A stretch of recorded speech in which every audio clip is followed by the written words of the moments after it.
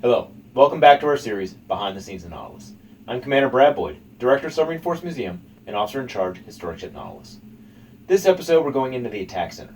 Now, I didn't have any questions from the previous episode, so I don't have any updates for that. But if you have any questions for us in the future, please let us know. We'll do our best to answer. And with that, on with the tour. So we left off in the commanding officer's stateroom, which is always closest to the attack center control room of a submarine. That way the commanding officer can get to the nerve center of the ship as quickly as possible should a situation requiring his presence arise. Now, last episode we covered Operation Sunshine, and during this episode I talked about the garbage disposal unit, which is the outer door was stuck open and they had to clear the obstruction. They did this by surfacing the ship and pressurizing the middle compartment, which is the compartment we are in now. With the wardroom, as you see right here, the staterooms, and that's the upper level. And then on the lower level was the crew's mess, the galley, chief's quarters, and one of the enlisted berthing areas. So they've closed the hatches that you see here. So this hatch here, with the rubber ring on the outside that you see, will close on this hatchway, as well as the hatch to the attack center. Also a watertight hatch, and so these would be closed, and these types of hatches are throughout the ship, both in the upper level and the lower level, in the forward end and the back end, for that exact purpose of segmenting off the ship. So if you're in the middle of a casualty and it's fire, you don't want to feed oxygen into the fire. If it's toxic gas, you don't want to spread it throughout the ship, or if it's flooding, you want to contain it. All those things is what you'd be able to use these hatches for to affect the integrity and containment within the ship. So now, as we go through this hatch, we're stepping into the attack center. Now, first thing we're going to do is over here on the port side of the ship, you're going to look into the weapons locker. So you see in there you have 2 shotguns, 2 carbines, 2 rifles, and we have 2 pistols, although there's holding room up there for about 8. And then there's also a flare gun down below, which I know it's hard to see through the glare. Apologize. But this is a sample of what the weapons they would be able to have, and they would have these for manning watches in port to maintain security, as well as defending themselves should they ever need to do so. Now, you don't have to worry that these weapons have all been deactivated. They can't be used. They are original weapons to the ship, though, and we do keep them behind lock and key. So, with that, we're going to come over, and the next step that you're going to see is this ladder. So we have this cover here that comes off, but this ladder, and this goes up. And that hatch there is actually a watertight hatch. That's top side into this inside the sail, and then there's a door, which is not a watertight door, letting out of the sails. It would be a free float area. And so that way, this is a watertight boundary of the ship, and this would be the main way onto and off of the ship when in port or when at sea. Other ways would be various other hatches throughout the ship that we've gone by. So, and then over here, so now we're getting into the heart of the attack center. So now we're into, this is the fire control system. So this series of panels, and I'll walk them up and down here. So this series of panels is the fire control system for Nautilus. Now, this is not a fire control system like a modern boat. It doesn't have a computer readout display like you would think of. It doesn't have a computer input that you would normally associate. This is a fuse or switch panel. But coming back over here, so doesn't have those types of inputs, and so the way that it works is very much a World War II type fire control system. You would put in your expected contact course and speed, and then you put in your own ship's course and speed, and through that you're able to take that data and come up with a solution for the torpedo's course, speed, depth, everything else. Now, there's a bunch of factors that go into picking out exactly how you're going to shoot your torpedo. Some of it obviously is what your ship is doing and what you believe the contact is doing, as well as do you think the contact's going to zig or change course all of a sudden. You'll also have things like what's the ocean doing, set and drift. What's the expected depth of the target. What is the time that you want the torpedo to impact the target? What speed are you safe putting the torpedo in the water? Because at some point it's going to get louder and louder the faster it goes, or it's visible if you're doing a surface shot and you don't want the target to see it, so you want it to go slower. All those things come into play, as well as optimal attack angle and everything else. And all that can help be calculated via the fire control system. So over here you've got the firing order and the marks in the spread that you would have for a torpedo. That would be translated down to the torpedo room, so they could launch the torpedo when they're supposed to, if not launched from the attack center itself. So next, we're going to come over here. We're going to talk about ship's alarms. The general alarm is the yellow alarm here. It has a kind of a teardrop handle. Now it's the yellow color, red color, green color, pink color. We'll talk about those in a second. But the colors are there so that just in general you can look and go, I need to touch that alarm. You don't have to read the specific panel. You can figure it out pretty fast. But the handle shape is there, and all the handle shapes are different so that you can find the alarm in the dark, either because it's smoke filled or because the lights are out and you're trying to readily find the alarm to let everybody know that there's a problem. So the general alarm is used to announce general quarters, call you to battle stations, as well as the alert for a fire. The collision alarm, so it's the red one here with a star-shaped handle, that's to alert the ship that you either have flooding, you've collided with the contact, or you're about to collide with the contact, or you've run aground to be another one.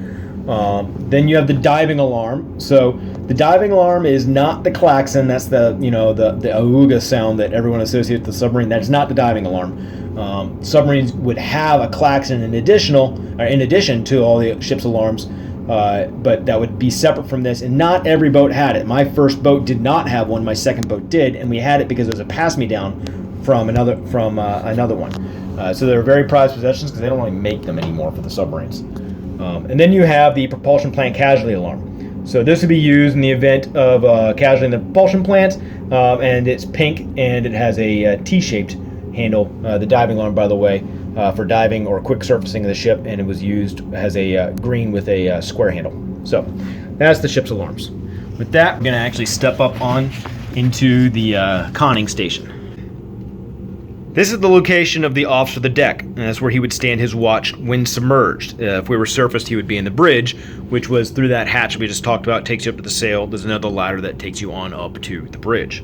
So here he can receive reports from sonar, which is around the corner over there, ESM, which is directly through him over there. Got to remember these glass windows that were there aren't really there. That was not original part of Nautilus. That was installed as part of the conversion. And then he can talk to the control room down below, which is the ship's control party, which actually drive the submarine.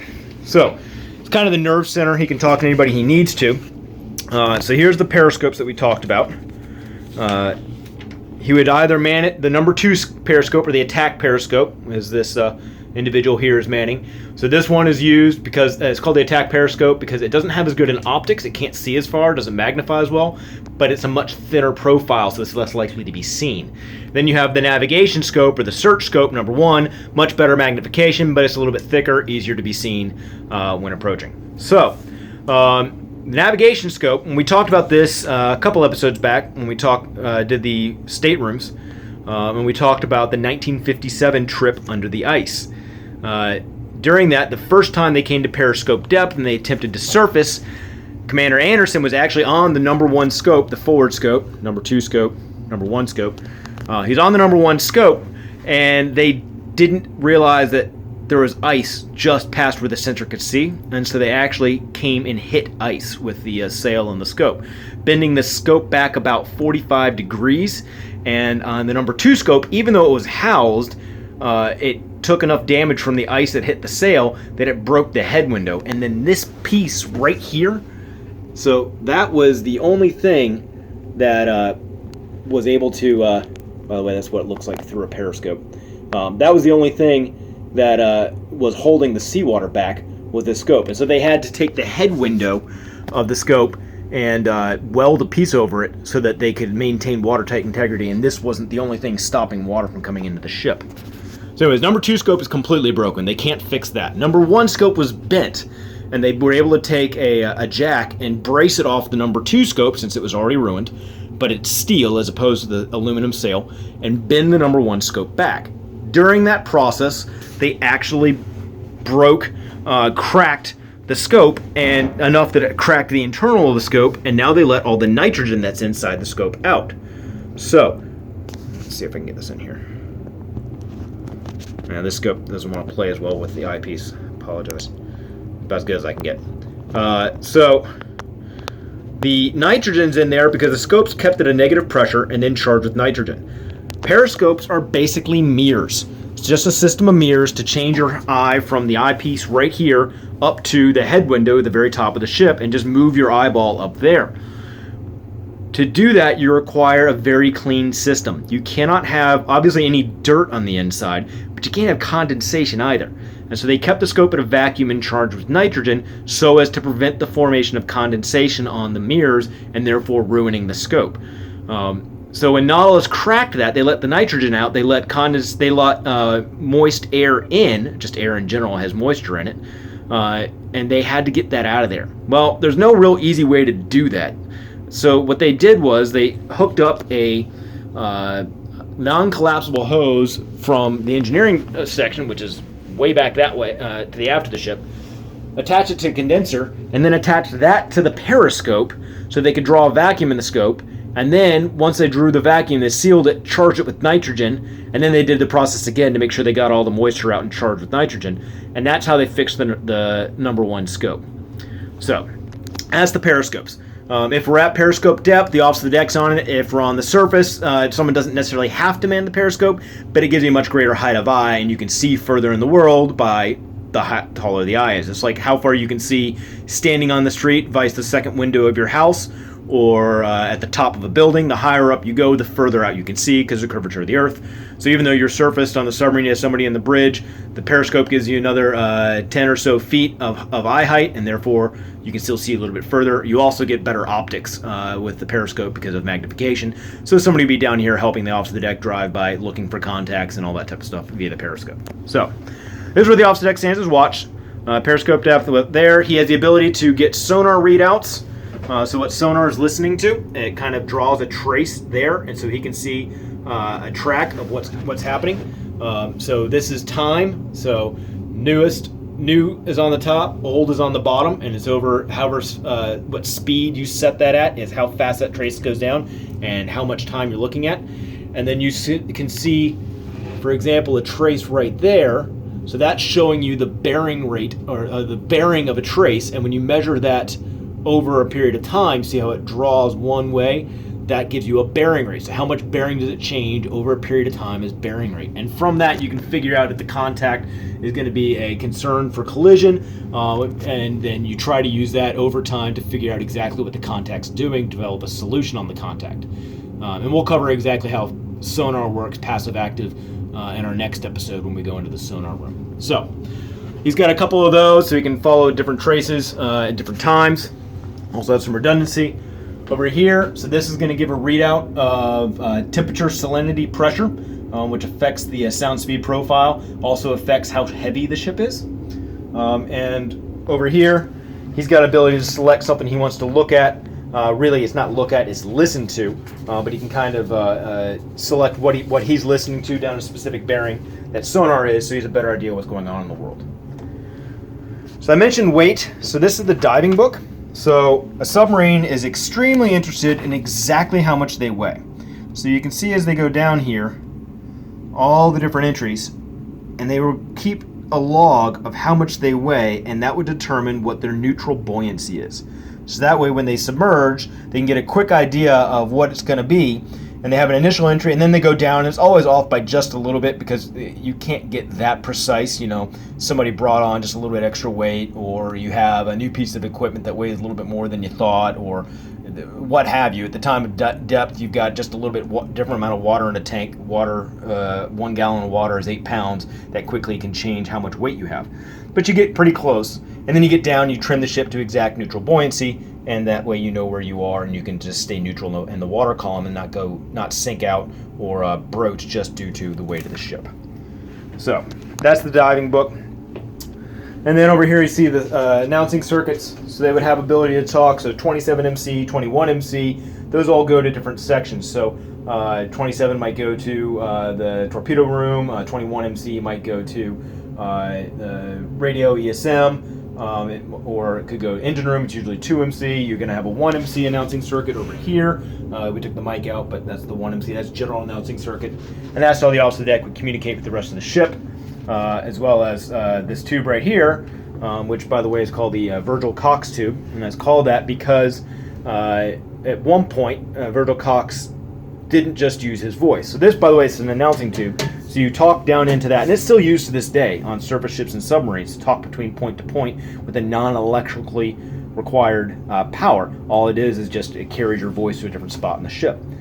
So he would talk down that, and the diving officer of the watch down below, he's the guy supervising the ship's control station, would talk back, and it would come up this tube, or he could just, lean over the steps over there, talk down to the control room, and they could talk back up if he needed to.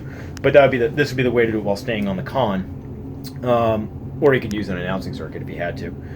But at one point, Virgil Cox, for some reason, and we don't know why, dumped his coffee out down this, and the diving officer of the watch, I'll show it to you when we go to the control room about 2 episodes from now, he all of a sudden had coffee dumped all over him. So that's the Virgil Cox tube. No one knows why he did it, just know that he did it. And to this day, Nautilus alumni remember the exact name of this tube. So with that, I'm going to go over here. All right, so we covered all that. Next, we're going to come back over to this portion. So you've got a spot where the officer of the deck could sit during his watch, and then weapon status, so he knows what type of weapons he has. Looks like they had Mark 48s down there below in the time that this was made.